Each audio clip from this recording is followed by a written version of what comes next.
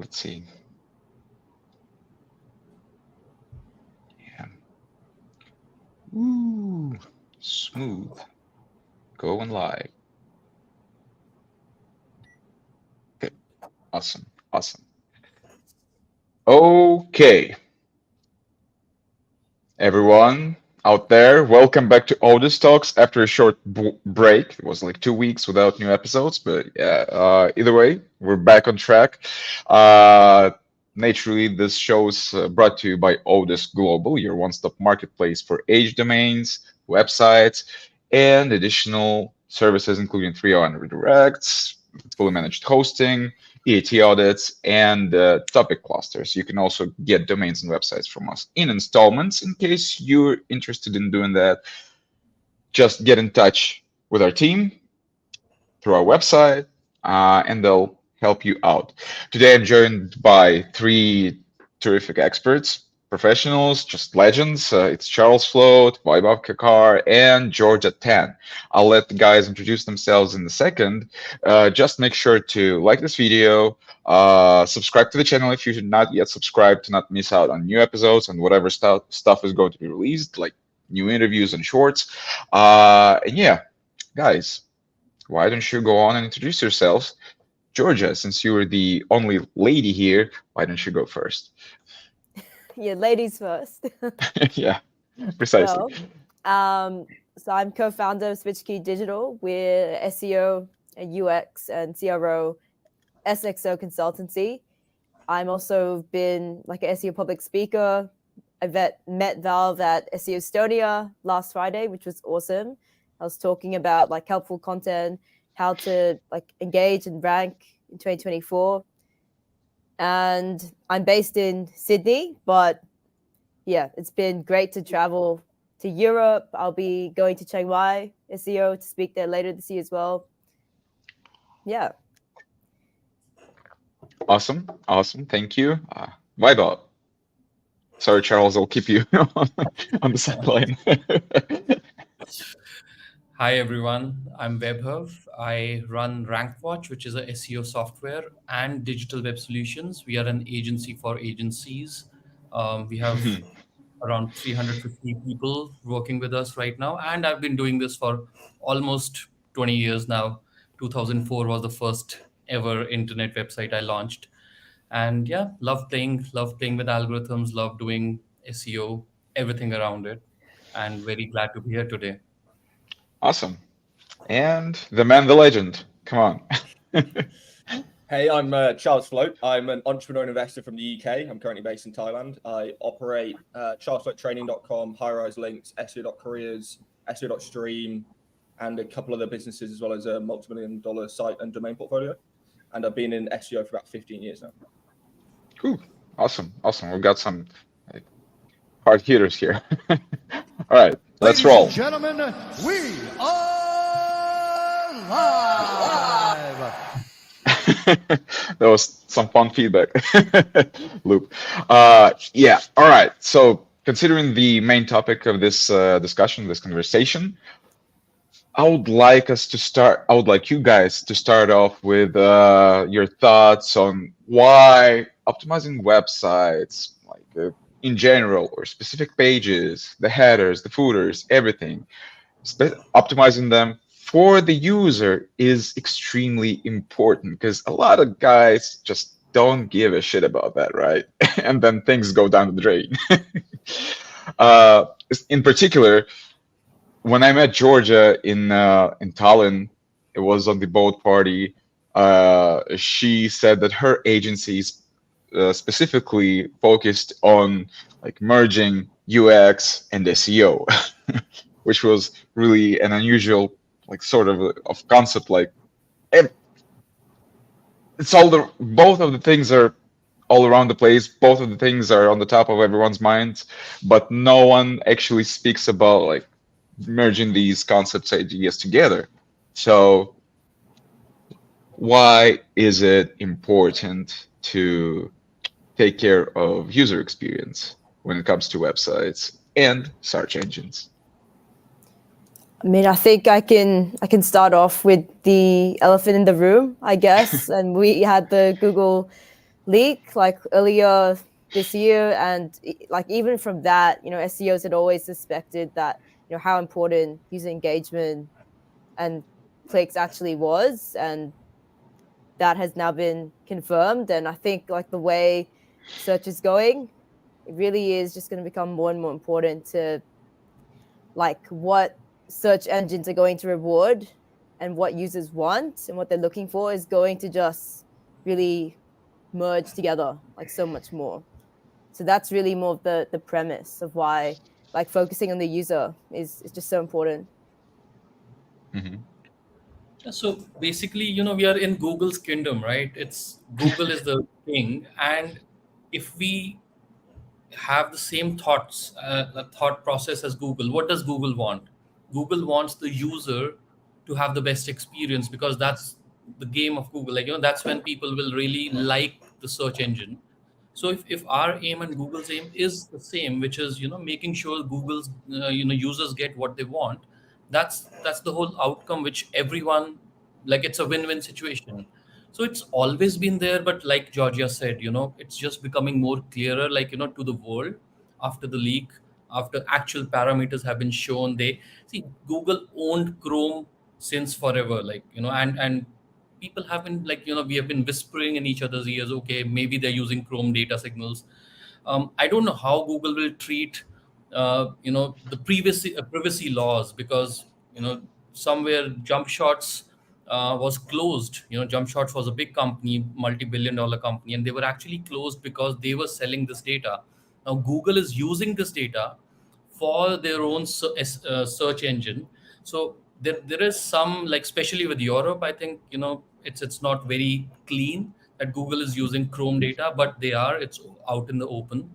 So yeah, that's and obviously matching Google's intent is what we should and have been doing forever. Mhm.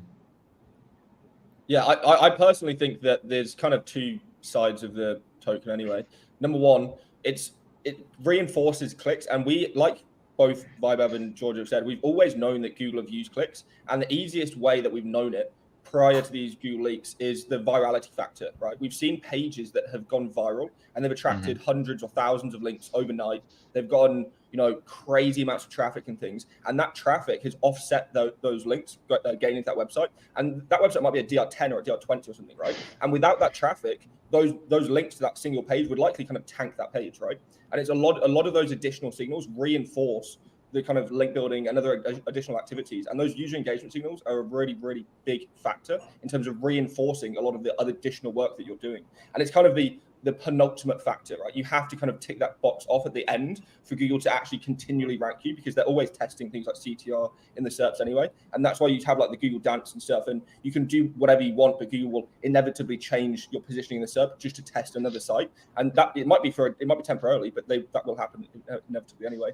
And then the other side of it is, from a user perspective, CRO is kind of just there's such a made factor in terms of against other types of marketing, because you can't get the same level of ROI from basically any other marketing activity than you can CRO. Right? So the more engagement that users spending your time, the higher your earnings per click is, the higher your revenue per click is, all of this kind of thing. That is only done by getting users spend more time on your site. And that, again, reinforces the search engine clicks, so you get more users on your site, and it's just kind of that cycle, and it's a compounding effect, right? So you have to have both sides of the coin, otherwise neither of them work very well. Okay, but like for example, there are also cases like the famous Kyle Roos Lorem Ipsum case study, right? I mean, it's just he ranked for gibberish, for nonsense. How does that work in terms of like doing great UX and taking care of CRO and stuff like that? See, he ranked gibberish for gibberish, right? Like, what would people search? Gibberish to find gibberish. But what about, like, doing this in a space where people understand, and you go see Google has no signals.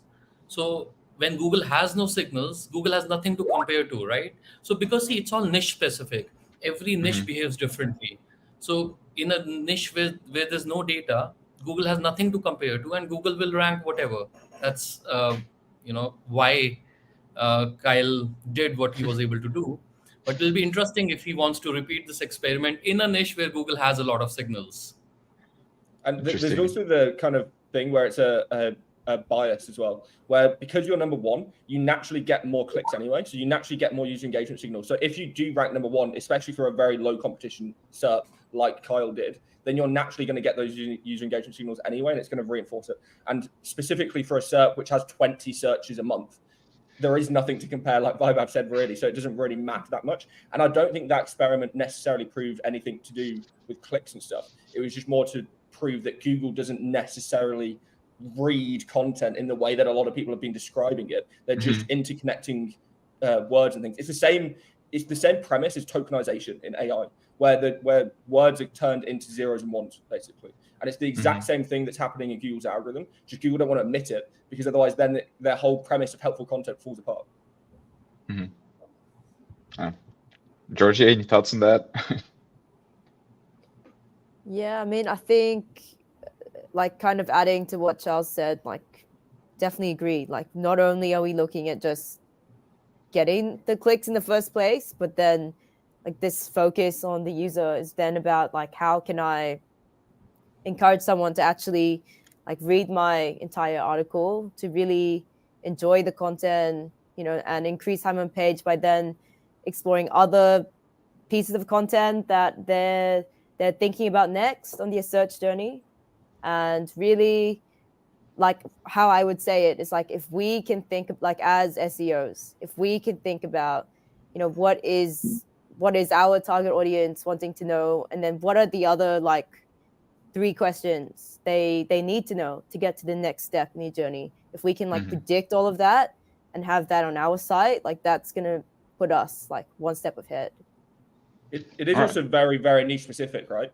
So some niches, a user goes to that page and they're done, right?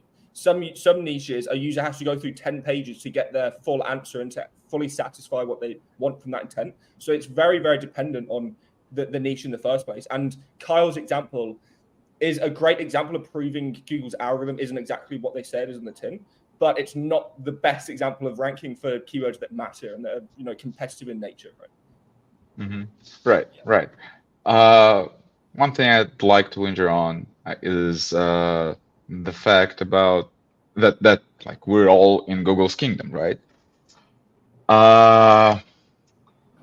And like considering the fact that people want answers to their questions, and then then we see that SGE is coming over and starts blasting out, highlighting some straight out nonsense, like articles from The Onion, like that's satire and stuff like that, you know. So there's like this dissonance, right, between we want to provide users with the best, most valuable content available online, but at the same time, the current algorithm of search generative experience doesn't match this threshold. Just spitting out nonsense. So does this affect in any way current businesses, whether online or brick and mortar, but have online presence? Did you notice anything? Maybe you have some cases, or someone told you about something. You've done some study or research. I have a very good example. I think a lot of people talk about user intent in search, but Google over the last couple of years has fundamentally changed the SERP intent of a lot of SERPs, right? So previously, there might have been 10 out of 10 blog articles ranking, and now it's 3 UGC posts, a New York Times article, and an Amazon URL, and all this kind of stuff, right? So the intent has actually fundamentally changed. So the approach, you can't do the same approach for certain niches and certain keywords and things, because those pages will not rank anymore unless you're a DR90 or DR95, right? Because you need to be matching Google's intent. And this is the problem. That yes, you want to be matching what a user needs and what a user wants, but if you can't answer that query with what your business is, then you're kind of stuck anyway, right? And then secondly, if you're trying to match what the user wants, but Google is showing different intent in the SERP. Let's say, you're an e-commerce site, but Google's showing supporting content in the SERP. That means that you're not trying to now rank your e-commerce page. You have to now try and rank your blog posts. But if you were ranking your e-commerce category page for the last 10 years, it's a massive change. You have to move over to that new kind of intent matching. And that's very, very difficult for small businesses and medium businesses, especially when they don't have an SEO agency or they're not spending $1,000 a month on an SEO agency that can do that work for them. And I think that's been a massive struggle for a lot of businesses. And even though Google has, in my opinion, shifted more towards e-commerce intent over the last few years, and e-commerce intent has risen as a result of the intent changes of the SERP, a lot of e-commerce businesses have lost because they were targeting the intent from Google before, and now it's a different intent, so their pages don't rank anymore. So that's where I've seen it the most in terms of these businesses actually being affected by Google's kind of SERP level intent changes and things. Mm-hmm. So SGE is something which, it's not a want of Google, it's a need of Google. Need because, their share prices were dropping. Microsoft was taking advantage. It was under pressure that Sundar Pichai had to push his team to launch SGE. And we all see what the outcome is right now. It's beyond even the results are so bad sometimes. We've all seen some of the examples of SGE. Will it have impact on businesses? Yes. If Google takes content from the sites and answers it at the top, we will lose some clicks. But that's been happening since 2015-16 when Google launched Position Zero and all those things and on the top. And SEO, I feel, is becoming more like a black box for a lot of people, which is good for the strongest of, just today. I had a meeting with one of the biggest flower companies, and they're like, "Oh, what do we do with SEO? It's a black box. We don't know what to do anymore." I said, "That's exactly what Google wants. They don't want you to know what to do." And that's what's happening. So the whole idea of Google is let's not get people to get results rankings on search uh, through SEO. Let it be organic, which it's meant to be organic if you look at it. But at the same time, we should profit because we kind of still get AdWords clicks. So that's broadly, I feel, what's happening in the arena with SGE. Mm-hmm. I guess adding to that, I mean, right now, Google AI overviews, obviously it's been pretty bad. It's rolled back. I think in the next few months, Google will be trying to ramp that up again, and we will slowly see the improvements. But I definitely agree, with Charles, the best thing we can do now is, yes, the search intent has changed a lot for queries. For example, for a publisher, being able to rank for a best guide before, with an article or something like that, long form. Maybe now they really need to try to diversify and, focus on, they could have their YouTube channel. They could try to then post their video and have a Reddit strategy, try to get into the Google images and try to focus on multimodal. It's pretty important now to diversify as well.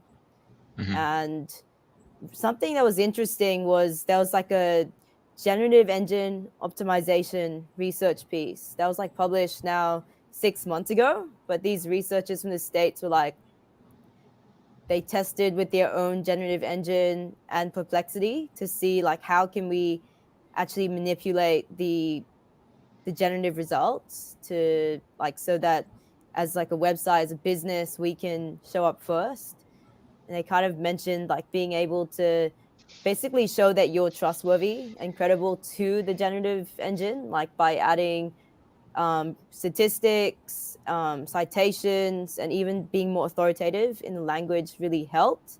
So that's going to be really interesting, I think, to test now and see how well that works or which niches that could work well for with the AI overviews. Mm-hmm. So, Georgia, that's very well said. And especially, I was checking out your website, the SXO search experience optimization. I think that's what it comes down to be in future, right? Rather than search engines, you'll be optimizing for maybe different generative engines, maybe, not just Google, but wherever people are searching. It can be this mobile phone, it can be my Alexa device. So everywhere search is being performed, we will have to optimize that. And I think the overall arena of play is going to be much bigger, and it is going to, but survival of the fittest, Darwin's theory, will always stay there. Like, whoever understands the core basics will be able to optimize best and get winners in the game. You Yeah, totally agree I with also that. Yeah. Yeah. no, go for it, Jordan. I was just gonna say, yeah, I definitely feel like we can still keep our core SEO strengths, but then now whoever's able to really adapt and really optimize for wherever people are, like whether that's across different devices, platforms, maybe even for chat for Siri and like Chat GPT integration, all of those things. Yeah, I just think it's going to be a big leg up when the hardware catches up with the software. So right now, I think the main problem with AI overviews and a lot of these technologies is that the data centers that are powering them haven't been upgraded with the latest technologies and stuff that we're actually developing now. And when these new generation chips start again being mass introduced to these data centers, and they are actually being powering these things, and the average compute for these companies goes like this, right? And it is going to be a massive curve. We'll see some of these technologies actually be significantly more adopted and also damaging to a lot of the industries and businesses that have kind of developed over the last couple of decades. Proof Yeah. is in the pudding. I think Nvidia is the most valuable company, I think, as of yesterday, just for this reason, right? Like, the Nvidia chip is what is powering most of, and the next company I think out there is 5-10 years behind them in technology. So Oh wow. yeah. Yeah. Interesting. Yeah, and speaking of technologies, I mean, there's no way we can avoid talking about AI. So just a completely out of the box question, probably not really SEO related or stuff. Whenever these new breakthrough technologies come to fruition and start getting scaled at these factories and for algorithms and stuff like that, uh, isn't this like a major, huge step for the emergence of AGI, artificial general intelligence? Because I mean, the processing power is going to be so much greater, right? So much faster. And yeah, well, not even speaking of SEO, just in general, like, what do you think this entails for us as, I don't know, entrepreneurs? Okay, let's put it like that. I won't go like that as a human race. Just let's keep it niche down a little. Yeah. I've been Well, this discussion. yeah. So AGI, I personally believe that even if the hardware catches up, we're kind of at like an innovative peak at the moment, and we need a next generation of adaptation in terms of logical thinking and stuff. And it can't just be mathematical algorithms powering that, which it currently is, right? That's what's powering the logic and stuff.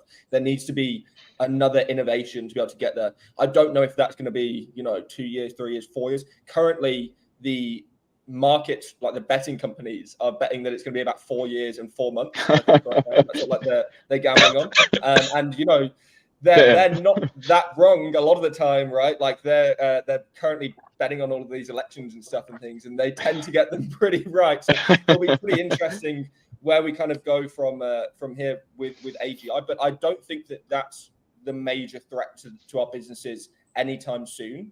I think it's the threat to everything once it comes out. Like that's just game over, right? Like we can't really do anything. And especially if it's centralized, AGI, then we're just mega doomed. But up until that point, I really think that it's going to be industry specific, right? So like there's going to be innovations that are going to be very industry specific. So I think the next generation is going to be a lot of like video models and things, and that's going to have a massive effect on animation departments and have a massive effect on editing and podcasting and YouTube and all of these kind of markets. And again, that will be kind of extrapolated across other markets as innovations in AI kind of come out and affect those individualistic markets. You guys have any thoughts? A lot of them. Go on. So I look at it from two perspectives. One is the day-to-day, like the near-term changes, our work, the things people are doing right now. the jobs which are out there, like, almost all the things we do, half of them, like, it's a change, dimensional change. And whenever a dimensional change happens, a lot would change. Like, for example, when computers came into existence, um, people actually, no one lost jobs per se, but we had to change the way we worked. So that's one aspect of it. Everything we know and do will change, right from animation, cold calling, emailing, right, building websites. It's changing already. But then I Hmm. see the futuristic aspect of it, like, what happens 10 to 15 years down the line. Like, what is the combination of AI plus VR plus a thing like Neuralink? you know will we be zombies sitting in our chairs wearing our vision pro? you know having those, like, because Neuralink most probably will also give us some kind of emotions, and, like, VR is able to, like, you're actually traveling, and AI will enhance all of that. So I think it is going to be a very dangerous kind of a scenario where humans will perhaps kind of, not have a lot to do. It can lead a whole generation into laziness. Let's see, if it actually is laziness or creativity, what we do with our excess time. Yeah. It's really interesting that you say that. Yeah, I definitely feel like as AI gets smarter and smarter, and it can just do things that we currently have to think about or still spend a lot of time on. I feel like we're gonna end up focusing on actually the more human parts of our work, of our jobs, like the judgment and having to still provide more of the input is going to be so much more important, the creativity. But I'm also really keen to see where it goes in terms of the metaverse. But I think that's more like, like 10 years, Yeah. 20 years, maybe. Yeah. Yeah. But these are disruptive technologies, right? You don't know when they suddenly, like, 3 years before today, no one thought AI could do what it is doing today. In fact, even 2 years before today, did we think AI could write content the way it is, or create videos, create images? So with disruptive technology, yeah, we are thinking 10 years on the basis of what we see right now. But because of the exponential nature of these technologies, maybe, it might just be 3 years. Hmm. Who knows?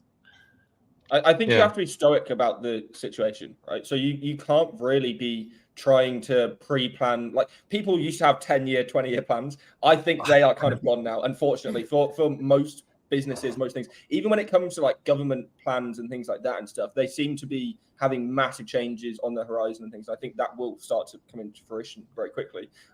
But when it comes to your day-to-day, most people can't be thinking about, oh, AI is going to like destroy the world and it's going to have all these kind of things. You have to be kind of more localized and be less emotional about it, and try and think how it's going to affect you and your business and how you can react to it and how you can be kind of ahead of it. But you can't waste time and emotion on all these things, because you don't have time to waste right now. That's kind of the entire point. Like, we've got a limited window of opportunity before this stuff really does take over. And I think that kind of the centralization of AI will mean that the opportunities will become way more limited for people who aren't in that centralization, unfortunately. What Mm-hmm. do you mean by centralization of AI, though, Charles? So right now, obviously, if we look at who's the most likely to have AGI, it's currently a race between Okay. Google and Microsoft. There are basically no other players, right? So AGI will become centralized, because it will mean that there'll be a one person controlling it, whereas it won't be Mhm. decentralized in nature. It won't be the world has access to Sure. AGI. It will be Oh Google yeah, or until it Microsoft goes running. rogue. Yeah. Exactly. Yeah. But obviously, there's the kind of alignment team, which unfortunately Ilias has now left OpenAI. So that's kind of, I don't know what's But happening there. a lot of And these they've open, also missed their compute goals. like Facebook has open source. Like, I have Llama 3 working on my laptop, just on my laptop. So, like, a lot of these models are now But open their source. human eval performance is nowhere near Google or OpenAI. This is the problem, right? Sure, Like, sure. none of the open source models are at like 10-20% efficiency versus the Fair enough. productivity of these. And this is only what we see, what we can benchmark, right? We don't even Right. know what they've got developing in the lab and stuff. They probably, and also bear in mind, what we're benchmarking is on Yeah. compute, that if they actually used, like, let's say Microsoft gave one of their models access to the entire Azure network. Right? Can you imagine that just even right now, right? The sort of outputs that you would get from that kind of compute would be just absolutely insane. So I don't see any kind of open source model winning, unfortunately, right now. And neither does like I said, I always look at like the gambling companies and betting odds because they are right, and a lot of their math is very good. And all of them are betting on centralized. So it's like a 99.5% chance or something that it's going to be OpenAI or Google controlling this market, basically. And OpenAI basically is just a shill for Microsoft now, essentially. So Interesting. One thing, Vaibhav, you mentioned was like, are we going to be zombies wearing VR glasses and the Neuralink chip in our brains? This reminded me of the novel written by Peter Watts, Blindside. Yeah, there was. I won't get into the plot, but there was this thing where people just, let's say, they were given up on their like lives, let's say, and they went to these special places where they just pretty much hibernated in virtual reality, enjoying their virtual lives, just giving up on the real life, And this, and at the same time, this brought me to like connecting both of these things to SEO, because when I was in Saigon a couple months back, right? I've recorded an interview with Corey, and we had also got into this topic. And one of the things he mentioned that it was that search is not going to go away. It may change, it may transform into something new, but it will not go away. And maybe in 10, 15, 20, 30 years, we'll be just doing the search inside our brains, just without typing anything, just thinking of whatever we want to find, So, I really enjoyed this idea, this concept, because we will not stop as a species, let's say, at the current state of development or whatever, civilization. Will not stop looking for ways to make our lives more comfortable, right? And what could be more comfortable than looking for whatever you need just by thinking of it, right? Can you imagine the user interface and everything of what it could be like, just thinking of the scene in all in front of your eyes, just without having to click anything, just I'm going to go here and there and read this or that, or you just get. This is already happening, you know that, right? Really? Just like that? With No, I didn't Neuralink, know. Well, Neuralink is still being tested on monkeys and stuff. you can already start typing, like, you can think and type. Ah. You can think and move the pointer of the mouse on the screen. This is my favorite pastime. Like, when I like to pass my time, I just search technology, search what's happening in the world. So yeah, it's happening. We are not too far. Obviously, Well, it's early days. yeah. To be fair, even Stephen Hawking back in the late '80s could do that, right? With a chip in his brain, typing, and then like muscle function, I think that was slightly different technology. Oh yeah, probably, yeah. You're right. Yeah.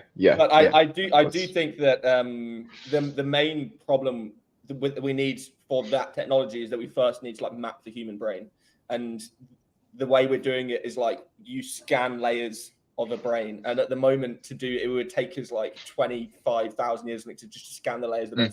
That's how with the current technology, right? So at the moment we're pretty far off of actually being able to have any direct connection at the moment.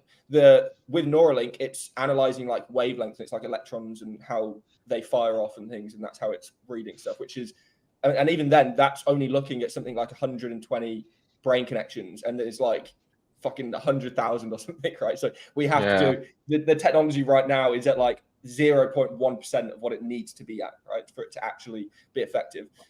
But again, with the hardware catching up and with the technology catching up, I really think that these technologies will have this crazy curve, and it's really hard to predict anything when we don't fully grasp what we currently even have, because the main concern is emerging capabilities, right? The capabilities that we don't even know it has. So when GPT-2 trained, it ended up they trained it purely on English, right? But it came out that it could speak and communicate in fluent Persian, which is like not even current, like if the current Iranian language. It's like old school classical Persian and things, which is just mind-boggling that it would have this ability, but they didn't even know it until 2 months after they were talking and testing the machine, right? That's when they figured it out. But that's the problem.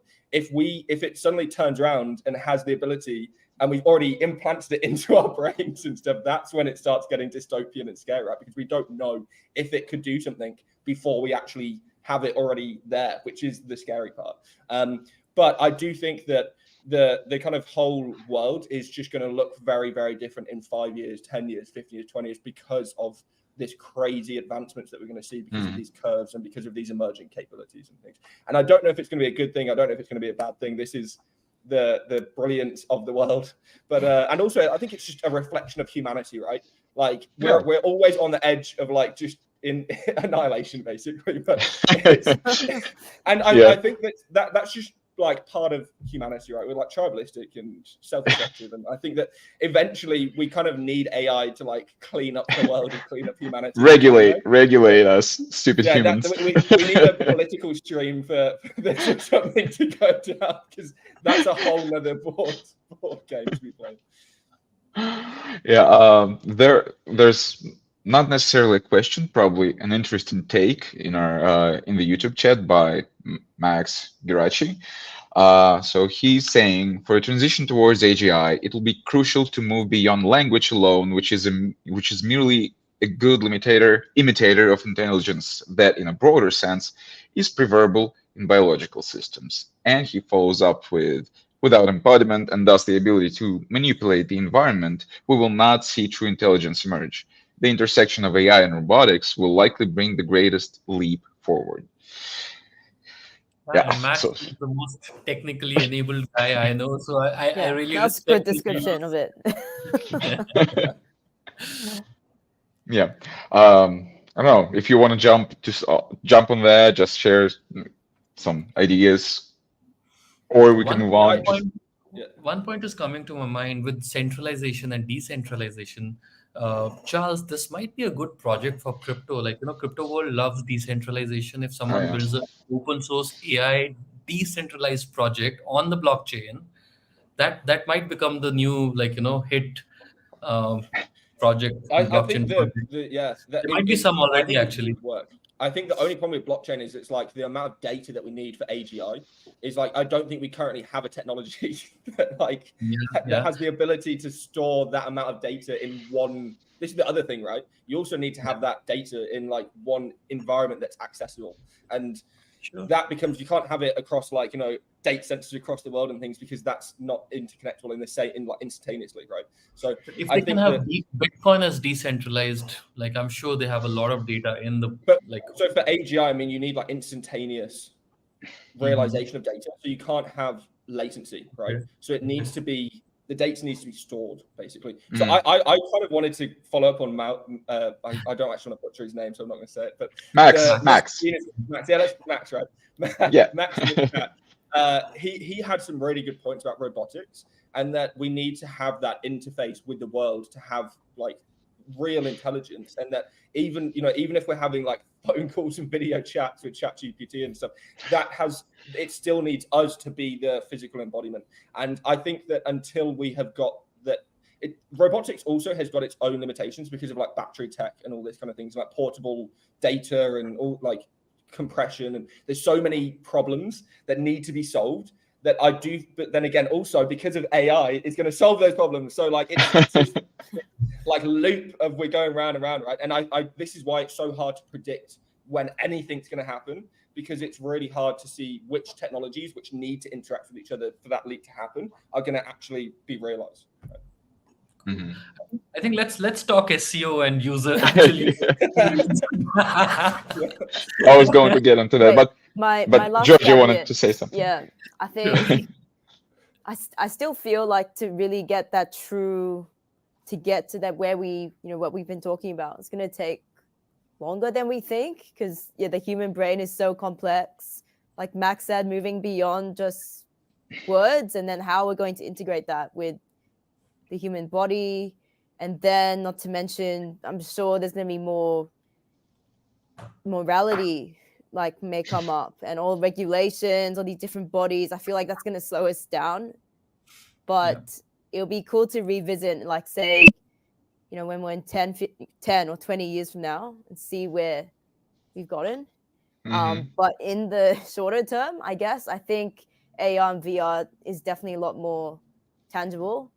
And like even voice search, which has been like floated for like the past 5 years more plus, is going to hopefully become a lot better soon. So I feel like those three things are probably where like we'll start to interact with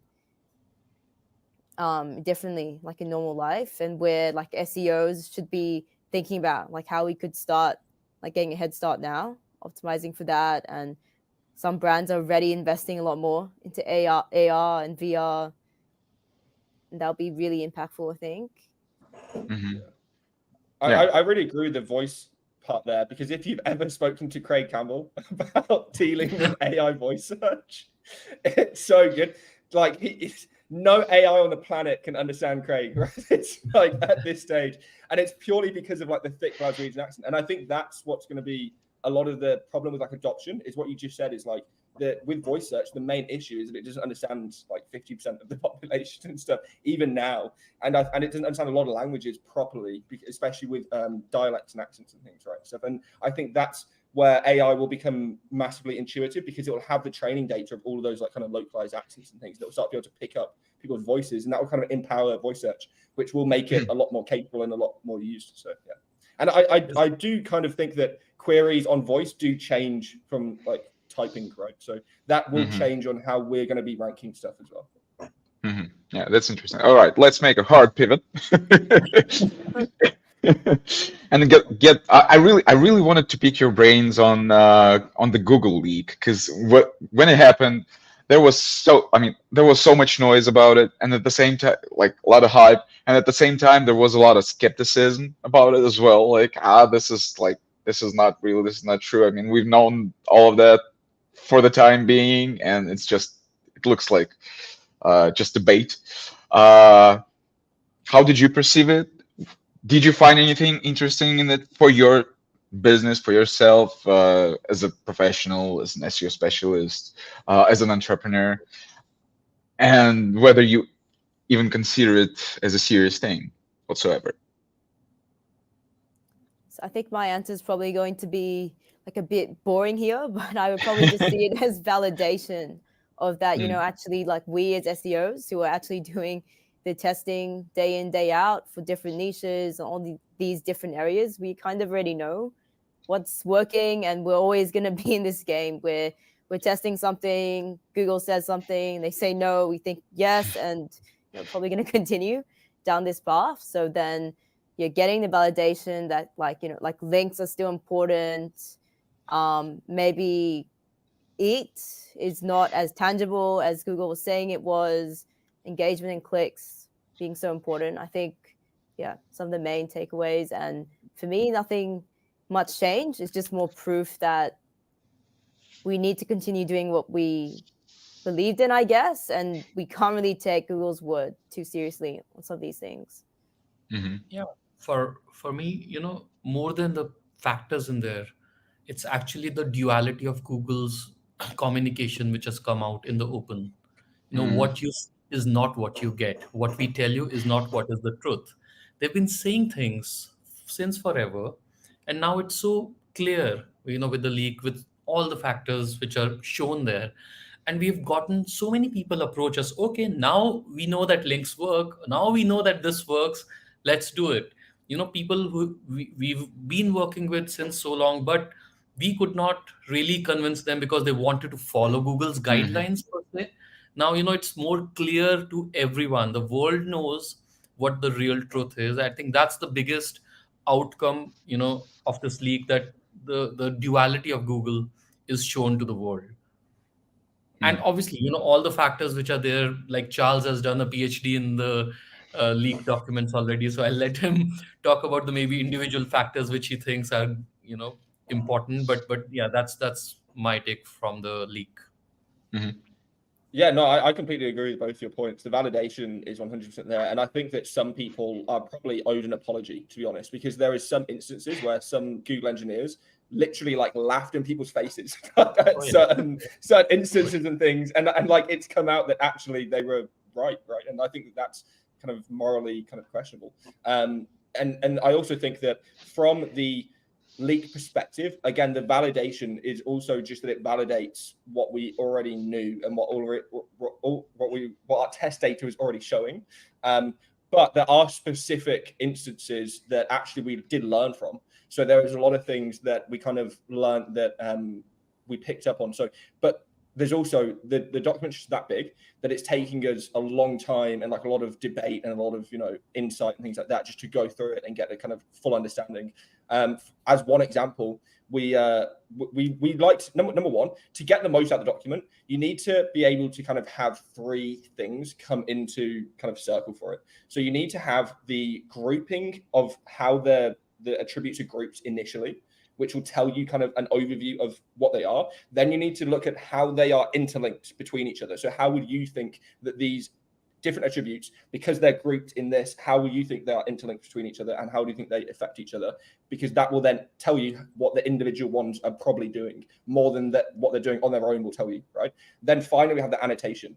And the annotation is actually the most important part because you're getting all of these engineer level insights and it's different engineers writing it. And you do really see that it's different engineers writing it because some of it has like very broken English and some of it has like perfect, grammar in English. And you're like, well, this guy's like a PhD doctor or something. Probably like speaks at Princeton and MIT in his spare time and things like that. But a lot of the annotations actually give us new insights that we didn't know.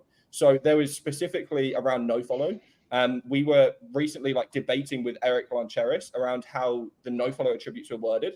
And we basically came to the conclusion that if you've got multiple URLs on one page going to the same page, so it's got, you've got multiple links from one page going to the same URL. If one of those variations doesn't have the nofollow attribute, the nofollow tag, then all of them are treated as do follow, right? That's what this annotation says. So that we didn't know that before. We just simply didn't have any of that insight before. And that kind of an insight, whilst that might be very small in and of itself, right? Extrapolate that across all of these, annotations that we've got. Turns out that we've got a lot of interesting information. And again, it's just that big and there's that much debate going on. And we need to kind of process it more and not be like, again, be kind of stoic about it and not react kind of emotionally and not have that confirmation bias as well. That's what we've been trying not to do is like, being like, oh, this just confirms my theories and I was right the entire time kind of thing. That's the worst approach to have when you're looking at this kind of documentation. You need to have a much more kind of data scientist approach and make sure it's confirming real world experiments, real world testing data rather than looking to confirm your opinion, right? And I think as time will go on, we'll see a lot more of these kind of specific annotations have a lot more effect on people's individual SEO campaigns because they know that specific signals have got this specific element that is going on with them. With all that being said, I do think that as a result of this leak, Google will make major changes and that they'll just start throwing in like testing signals and things that maybe they thought didn't work before and stuff, just purely to like, excuse my language here, but fuck with the SEO community and mess up our knowledge of things, and especially throw off anything that the SEO community is hyper focusing on. Try and just or essentially just devalue a lot of those signals and don't you think increase the they have value of bigger those. fish to fry right now? Like, with all the AI things and like all the PR mismanagement, their algo is anyways not working. The updates are not really going as planned. Like throwing in random factors, they'll be like maybe they might, but I don't think they'll care much about it. So I think that firstly, they number one, when Dan Petrovich, like 4 or 5 months ago, showed it to Google's bug bounty team, they said this was not a bug, right? They didn't see any issues with it initially, right? It wasn't until it started becoming popularized in the SEO community that they came out and was like, actually, this shouldn't have been shared. And that's when they awarded Dan Petrovich's bug bounty. So a lot of the people that are saying this isn't real, that's complete nonsense because this is real. Dan Petrovich literally got paid by Google for finding this. Like it's not against the. I think, but again, from I also kind of think that Google needs to do something because otherwise they are letting spammers win and they are letting the community at large make a joke of them. And Google hate that. They hate this PR nightmare. They hate that they're being seen as a joke. They're doing all of these reactive things because of this stuff. Even though, again, it's like these AI overviews was a reaction to AI, was a reaction to OpenAI, was a reaction to Microsoft. It was a bad reaction, but it was a reaction. And it's, again, because of the bad leadership. And I genuinely think that they don't think of the future. They don't see foresight. They just react to whatever the fuck is going on now and try to clean up hot PR messes with a dirty rag. It's not really making much help. And this is why they're losing in the stock market, and this is why they're losing in the PR battles and everywhere across the board. And also, to an extent, I think that because they've lost such a market cap gap now, that market cap gap is giving Microsoft and OpenAI a huge amount of capital ahead of Google that will allow them to take a leap ahead in compute and all these additional factors and things. So I think that they will lose again because they've lost already so much, unfortunately. I mean, yeah, that's but why I think, with the leak, it didn't have in there anything like with the AI search overviews and all these updates are going to come. So I'm sure there's still going to be a lot of surprises ahead of us, but definitely disagree with you both that now that we actually have this information combined with the tests that we can do now, that's just going to help us being more prepared, at least for what we can know. Yeah, that's about it. I also think that a lot of focus has been on the wrong part of this leak, where yes, we've got all of these great search attributes, there's 7,000 search attributes, but there's also YouTube's search attributes in there. There's also the map search attributes in there, and those are a lot smaller. They're a lot easier to identify. They're a lot easier to understand, and they arguably have a lot bigger impact because they're a lot smaller. So Google search has these 7,000 things. They've got a scoring system against all of them. YouTube search, I think, had 400 ranking signals or something like that. That means that individually they're weighted a lot more than the Google search attribute. So it means that you can do a lot more with that knowledge than you can in Google search. So I think that actually a lot of these other kind of parts of the leak and the other parts of Google's ecosystem being leaked will actually have kind of more of an influence on those specific parts of SEO than kind of the search algorithm will. That, again, it's just validation mostly for this, whereas those are actually showing as metrics and rank signals that we never knew YouTube had and things like that stuff, right? Mm-hmm. Haven't you thought that it might have been something that was just put out there to mislead a red herring? Yeah. I immediately thought of that. I was like, yo, this is a fake leak. Who is this guy on YouTube claiming to have it? That's immediately where my brain goes to, and I'll say that straight to everybody, right? But I genuinely don't think it is because of the situation that happened with Dan, right? Mm-hmm. If it was just the situation that happened with Irfan, and I might be butchering his name again, he's Turkish. Just that on its own, I would be way more questionable. But the fact that Dan got paid out on, ran and everything, and the fact that former Google engineers came out and said, no, these are actual rankings. Looks like that code. I worked on, exactly all these kind of things. It just further validates it, right? If it was just this one source, way questionable. But the fact that it's been validated across the board by so many reputable people, that makes me more and more inclined to actually believe it. Yeah, this kind of led me back to what Vaibhav mentioned in the beginning of this conversation, that Google wants the search to be organic and kind of get its revenue from ads and stuff like that, right? Just to make it a black box. And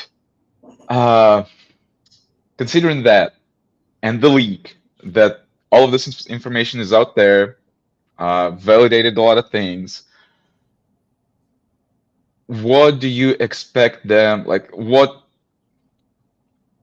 is the the biggest change you expect from the corporation, from Google, to do to propagate this black box environment or something?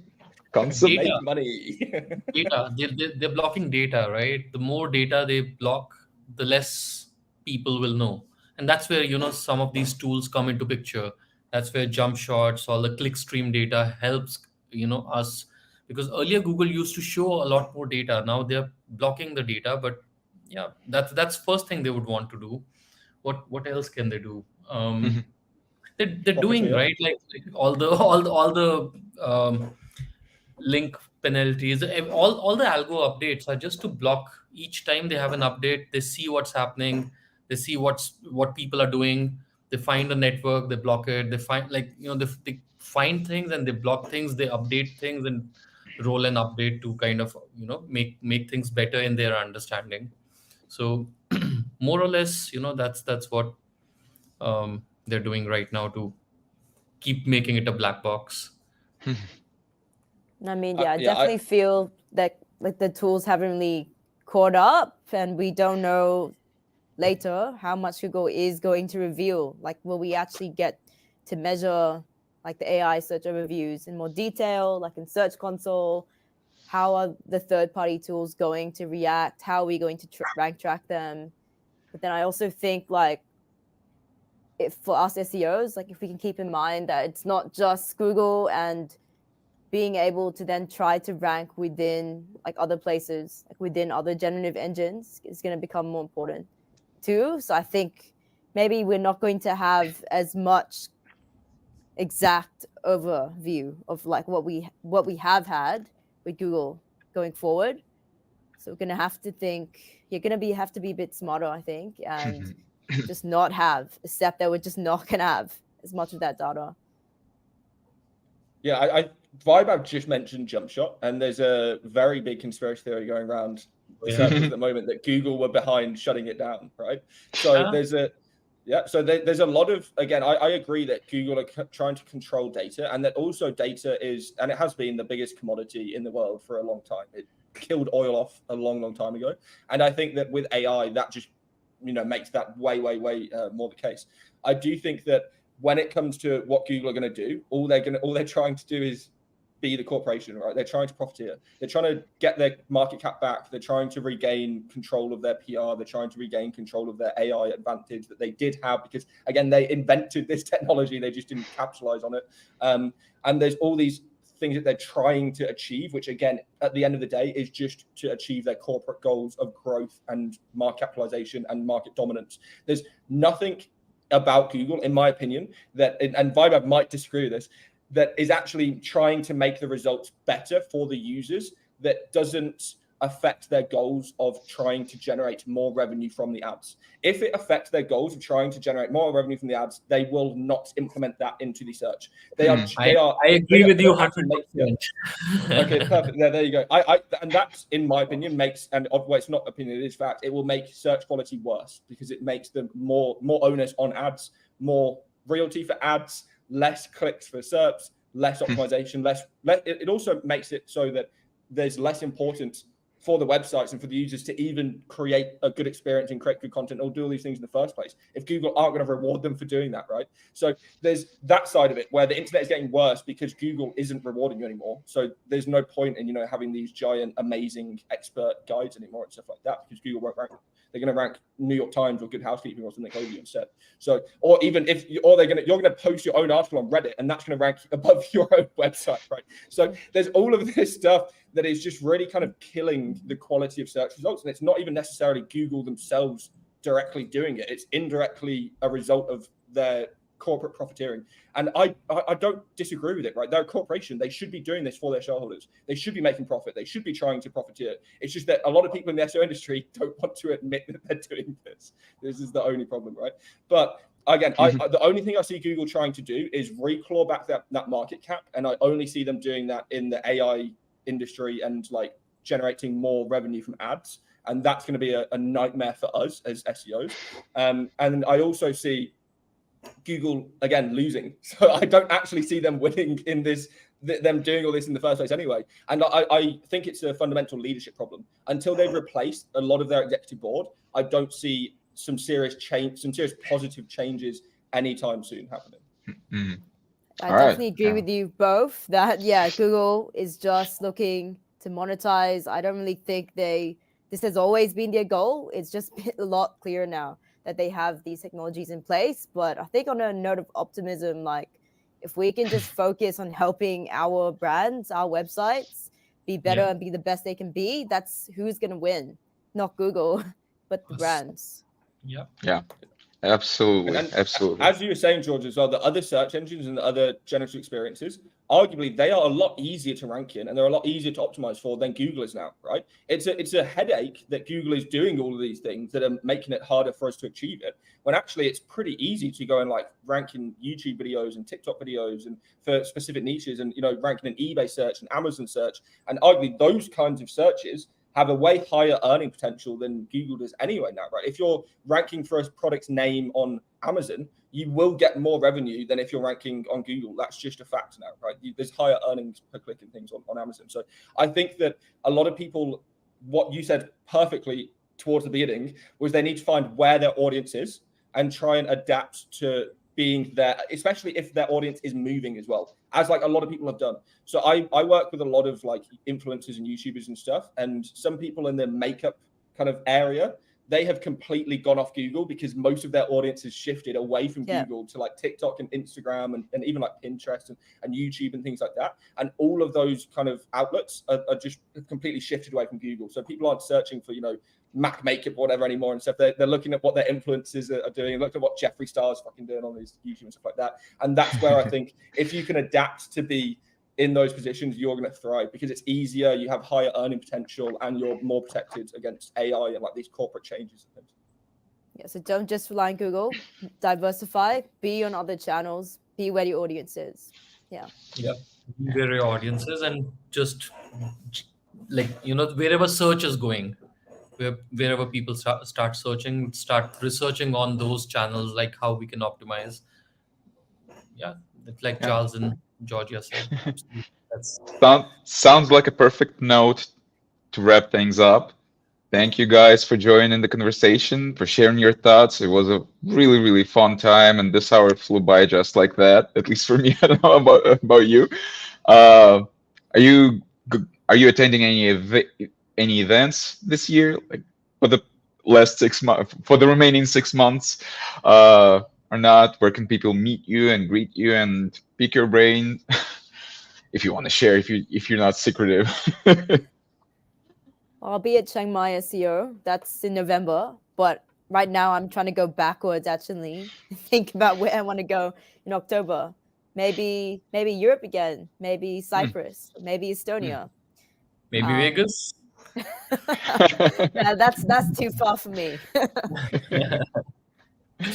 Because PubCon has, I think, 25th year this time. Like it's the 25th year, so they are doing a big, 25th year celebration in Vegas in October, I suppose. But yeah, a lot is happening.